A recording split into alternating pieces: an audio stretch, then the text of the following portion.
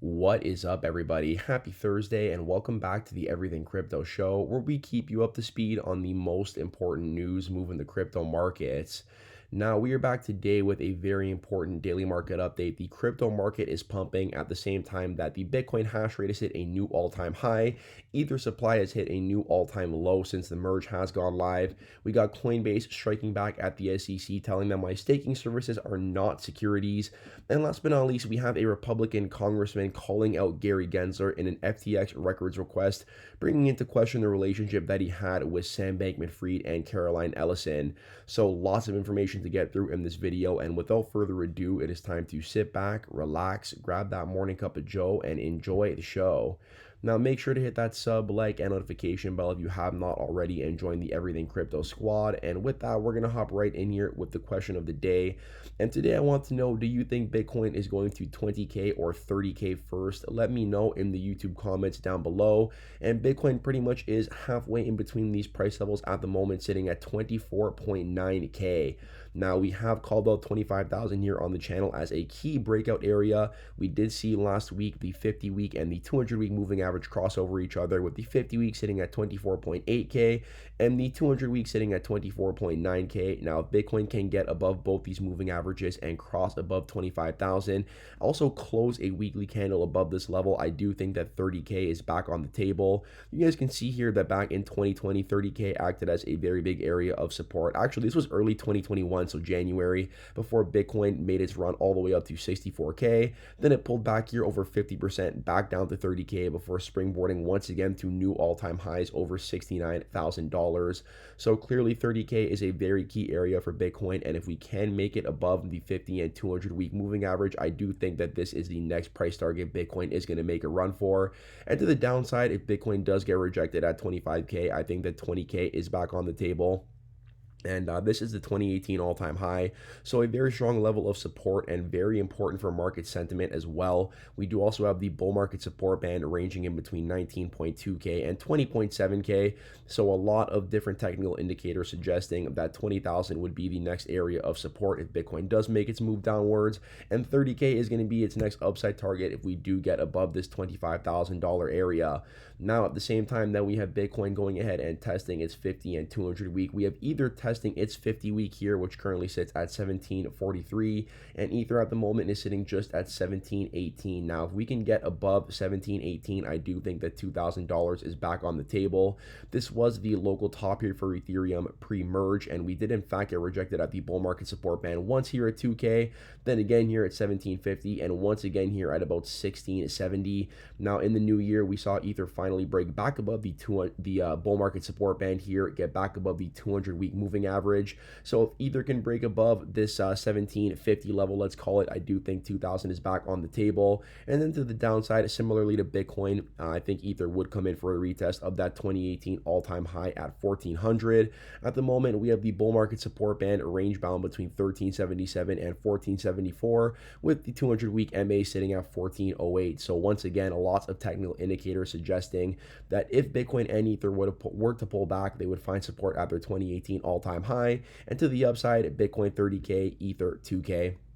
Now take a look at the crypto bubbles here. I mean, let's take a look at the largest ones by market cap first. Bitcoin up 9.1%, ETH up 8.8%, BNB up 6.5%. We have Floki Inu here up 53%. This is based on a meme tweet from Elon Musk. Matic up 11.7%. I mean, the markets are green here, and even taking a look at the week, right? Like Floki's up 92.6%, BGB up 83.7%, HBAR up 25%, Render up 26.1%. I think this is one of those coins that's really been riding off the AI hype, up 243% on the month. So definitely a very good start to the year for the crypto market so far, despite a lot of the regulation FUD that has really been hitting the market. And I saw an interesting tweet here from Benjamin Cowan saying that regulation will hit the altcoin market harder than Bitcoin, and it is why most likely alts will continue to bleed back versus Bitcoin for months to come. And this is something I do tend to agree with. I think there is a lot to suggest that Bitcoin is going to be one of the best performers returns this year. The first reason being is that Bitcoin does tend to ignite following bull runs when we do see the Bitcoin halving event near, as that really is the main catalyst to move the crypto market higher. But specifically in this bear market, we have seen a lot of regulation come to the crypto market, and Bitcoin, in my opinion, is the most immune to this regulation, as it is truly the only cryptocurrency that I think we can all agree is decentralized. And some people might even argue that, but I really do believe that Bitcoin is decentralized and that it is the most decentralized by far out of the rest of these cryptos in the industry. If your cryptocurrency has a founder, has a company behind it, even something like the Ethereum Foundation, it is not decentralized, okay? Bitcoin's founder is anonymous. Satoshi left it here for everybody to basically treat as a commodity. And the mining market there does not have anybody controlling it, although there are a couple of miners that do make up the majority of the hash rate. And speaking of the hash rate, it is worth mentioning that we are once again in all-time high territory here at the moment, showing you guys that even with the price action, whether it goes up or down, the hash rate has been steadily making its way to the upside. This tells us that regardless of the price action, more and more miners are looking to get into this industry, which really does mean good things for the Bitcoin mining industry in the long run, in my opinion. I think they see the long-term value of Bitcoin here, and really I think a lot of people are beginning to see the long-term value proposition when it comes to Bitcoin, as opposed to trying to trade it as a volatile asset.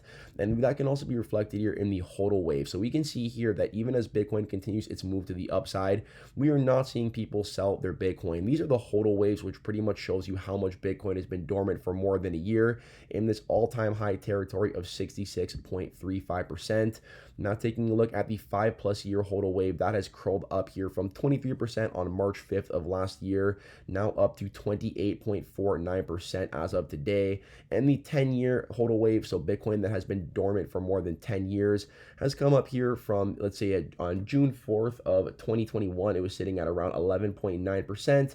Now it is all the way up to 13.9%. So more and more people are holding their Bitcoin for longer periods of time. People are also removing their Bitcoin from exchanges at a pretty rapid pace here, and that does indicate once again that Bitcoin will become more scarce with time.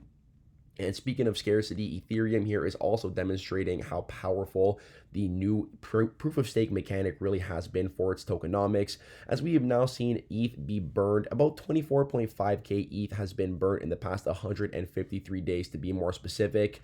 This is a new record for amount of Ethereum burned since the merge has gone live, and it has really ramped up in the past weeks and months.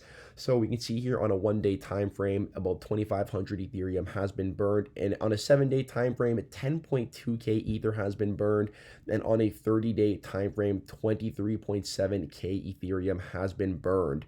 So now, since the merge has gone live about 4 months ago at this point, actually more than 4 months, just about 5 months now since the merge has gone live, we have seen a negative issuance of 24,500 Ethereum.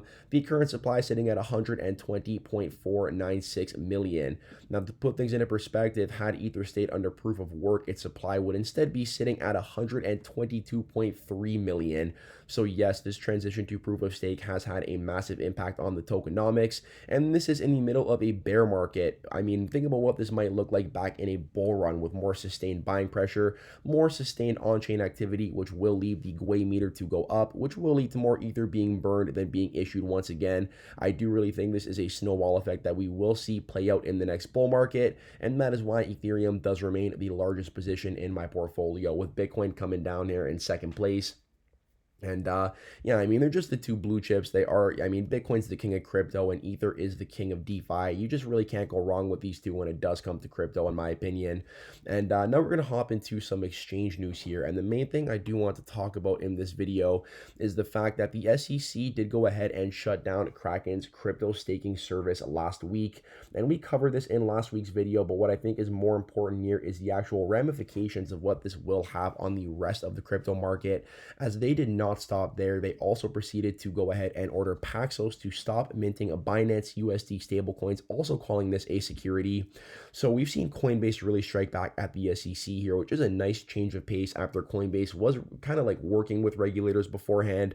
I think that even they are beginning to get really fed up with the SEC trying to stop a lot of the adoption and innovation in the US when it does come to crypto. So Coinbase here lays out 4 reasons for why staking is not to be considered a security. They say here first, staking services do not constitute an investment of money, even under an expanded definition that includes any specific consideration. When a customer asks us to stake some of their crypto, they aren't giving up one thing to get something else. They own exactly the same thing they did before. Staking customers retain full ownership of their assets at all times, as well as the right to unstake those assets consistent with the underlying protocol. Second, staking services do not meet the common enterprise prong of Howey, and the Howey test is the test that does pretty much help the SEC determine whether something is a security or not.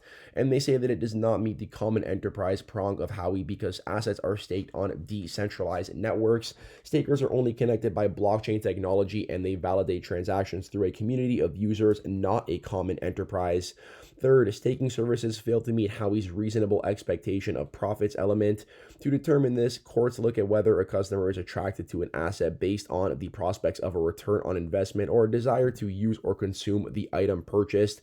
Staking rewards, on the other hand, are simply payments for validation services provided to the blockchain, not a return on investment. And finally, staking services do not pay rewards based on the efforts of others. Service providers, staking services are not entrepreneurial, managerial, or a significant factor in whether customers receive staking rewards or the amount of rewards received. The relevant blockchain protocol governs which validator nodes receive rewards and the amount of rewards paid for each token staked by that node.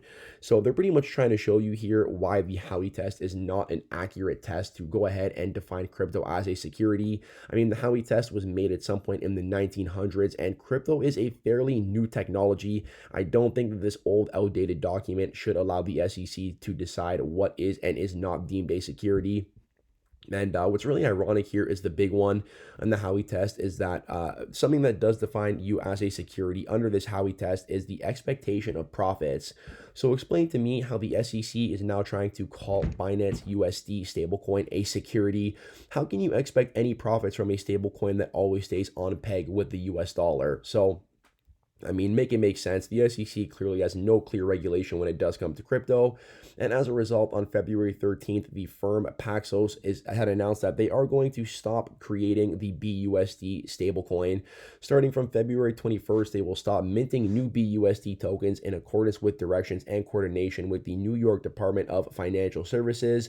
They did emphasize that all existing BUSD tokens will remain fully backed and redeemable through their company until at least February of 2024.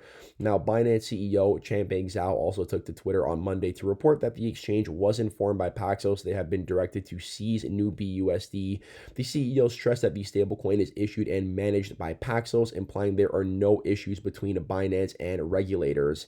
And since then, we have also seen Binance stablecoin outflows top $1 billion here as the BUSD supply is going to pretty much shrink, and no more BUSD will be brought back into the float as directed by the SEC. So we can see here that in the past 3 months, BUSD's market cap has gone from $22.8 billion now down to $14 billion. And we do expect this to continue shrinking as time goes on, as no more BUSD is going to be brought into circulation. And just as we saw Coinbase create that article following the SEC ruling Kraken staking services as a security, we once again have seen Coinbase put the heat on the SEC following this stablecoin ruling. So they say here what we do know, stablecoins are not securities. Let's unpack what US dollar-backed stablecoins are, their role in creating a more equitable and efficient financial system, and why it's imperative that the US fosters development of stablecoins at home. First of all, what is a US dollar-backed stablecoin? A USD-backed or cash equivalent stablecoin is a digital currency pegged to a reserve asset like the US dollar, and they are designed to remain equal to the value of their peg.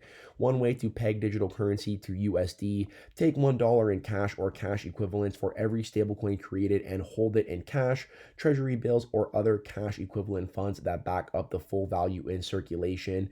Disclosures then drive transparency of the one-to-one backing like USDC. So why use a stablecoin like USDC? The value of fiat-pegged stablecoins stays stable over time, and their digital properties make them faster, more efficient, and more accessible ways to conduct commerce. Their stable value over time is also why they're not used as investments. For customers, stablecoins like USDC transcend banking hours and global borders. You can send anyone in the world USDC and they will receive it instantly. You don't need a US bank account to hold value pegged to USD, protecting against local currency devaluation.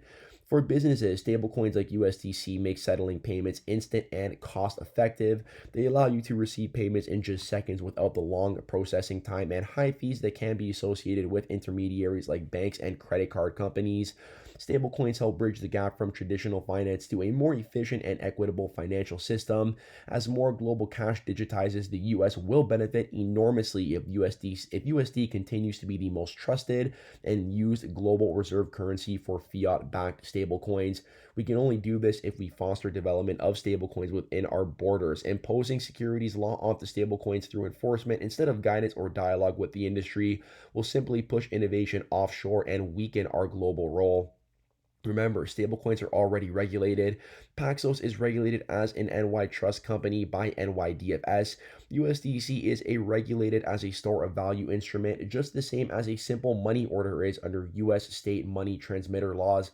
Getting this right means real dialogue between regulators and the industry, followed by clear rules for the industry and lanes for the various regulators themselves. This is the problem here, is that the SEC has not set any sort of clear regulations for crypto. They are ruling through enforcement, and it really does show in their recent rulings. Now, what is being called into question here is more interesting, and that is in fact Gary Gensler's relationship with former FTX CEO Sam Bankman-Fried and former Alameda Research CEO Caroline Ellison. And the reason being here is because at the same time that the SEC has now gone ahead and cracked down on Kraken as well as the Binance USD stablecoin, it really does call the question how FTX was allowed to operate like this and lose billions of dollars of customer funds right under the nose of Gary Gensler. So Representatives Patrick McHenry and Bill Huizenga called into question the SEC's cooperation with the U.S. Department of Justice. In a Friday letter to SEC Chairman Gary Gensler, McHenry is chair of the House Financial Services Committee, while Huizenga leads a House subcommittee that focuses on government oversight and related investigations. The congressman gave the regulatory agency a February 24th deadline to share all communications between employees of the SEC's Division of Enforcement, as well as Gensler staffers related to charges filed against Bankman-Fried. Bankman-Fried was arrested in the Bahamas on December 12th. The following day, the SEC charged him with concealing his diversion of FTX customer funds to crypto trading firm Alameda Research while raising more than $1.8 billion from investors. I mean, a little too late there to be charging Sam Bankman-Fried after he wiped out billions of dollars. Similar charges were filed that day from the U.S. Attorney's Office for the Southern District of New York and the Commodity Futures Trading Commission. The SEC charges came the same day that FTX founder was set to testify at a hearing in front of the House Committee on Financial Services. Maxine Waters, the committee's top, pretty much said at the time she was surprised by Bankman-Fried's arrest, adding the committee had been working diligently for the past month to secure his testimony. Presumably, the SEC's Division of Enforcement did a complete investigation into the actions by Sam Bankman-Fried and presented the findings to the Commission for its review and to authorize the charges. Yet the timing of the charges and his arrest raised serious questions about the SEC's process and cooperation with the Department of Justice.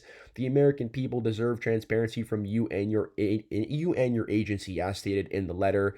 An SEC spokesperson told Blockwords that Chair Gensler will respond to members of Congress directly rather than through media. And this letter comes after another representative, Richie Torres, in December called for the Government Accountability Office to look into the SEC and its failure to protect the investing public from FTX, saying that Gensler was singularly responsible. Now, the reason that Gary Gensler in specific is here on the hot seat is because there has been a lot of relationships revealed between Gary Gensler, Sam Bankman-Fried, as well as Caroline Ellison. So we can see here that Caroline Ellison, the former CEO of crypto trading firm Alameda Research, has been entwined in the criminal proceedings related to FTX's collapse. She pleaded guilty to 7 charges of wire and securities fraud earlier in December, saying that she told New York Times she was truly sorry for what she did and knows that it was wrong. Now, same with Sam Bankman-Fried here, who has basically been accused of defrauding FTX customers and moving their funds from FTX to Alameda Research. The SEC accused Ellison of being an active participant in the scheme, alleging that she manipulated the price of FTT, FTX's in-house token, by purchasing large quantities on the open market. This inflated the valuation of Alameda Research's FTT holdings and caused the value of collateral on Alameda's balance sheet to be overstated. It was also said that Ellison was aware Bankman-Fried made false and misleading statements to investors. And here's where it gets interesting. So, Glenn Ellison here is Caroline Ellison's father. He is the head of economics department at the Massachusetts Institute of Technology. And guess who else taught at MIT? None other than Gary Gensler. So it is being speculated that Gensler likely reported to Ellison, who was the department's head at MIT. So very interesting relationships here between Gary Gensler and the now former CEO of Alameda Research, Caroline Ellison. And it doesn't really call into question how FTX and Alameda Research were able to continue operating like this, stealing billions of dollars, while we have exchanges here like Kraken and Coinbase, or we have stable coins like BUSD who have been in talks with regulators, now actually being targeted by the SEC. So very interesting things happening here. And as the story does continue to unfold, I do plan to bring you guys all of the updates here on the channel. So without further ado, I hope you guys did enjoy the content in today's video. You know what to do. If you made it all the way to the end, you are an absolute champion. Let me know in the YouTube comments down below and claim that champion status. I hope you are all having an amazing Thursday, and I hope to catch you in the next one. Peace out for now.